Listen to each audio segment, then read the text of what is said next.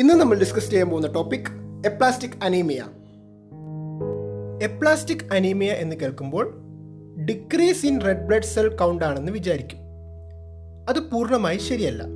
It includes anaemia plus leucocytopenia, that is decrease in WBC, plus thrombocytopenia, that is decrease in platelets count. It varies from mild to severe depending on the cause. Blood cells കൂടുതലായി കാണപ്പെടുന്നത് ribs, sternum and hip bone എന്നിവയിലാണ്. ഈ പ്രക്രിയയ്ക്ക് പറയുന്ന പേരാണ് ഹെമാറ്റോപോയസിസ്. ഹെമാറ്റോപോയസിസ് തുടങ്ങുന്നത് bone മാരോയിലെ ഹെമാറ്റോപോയറ്റിക് stem സെൽസിൽ നിന്നാണ്. This ഹെമോപോയറ്റിക് stem സെൽസിൽ നിന്ന് രണ്ട് പ്രോജനേറ്റർ സെൽസ് ഉണ്ടാകുന്നു.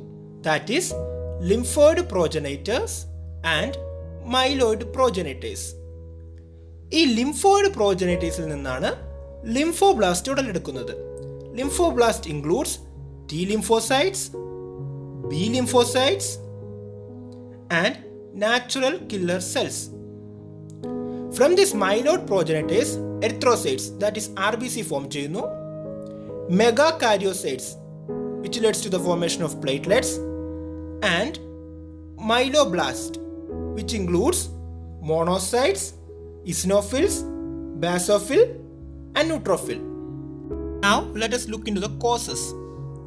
Autoimmune destruction of hematopoietic stem cells, radiations and toxins, use of drugs such as antithyroid, anti-seizure, anti-inflammatory, etc. Infectious agents like Epstein-Barr virus, HIV, clonal or genetic disorders. ഇനി നമുക്ക് symptoms നോക്കാം.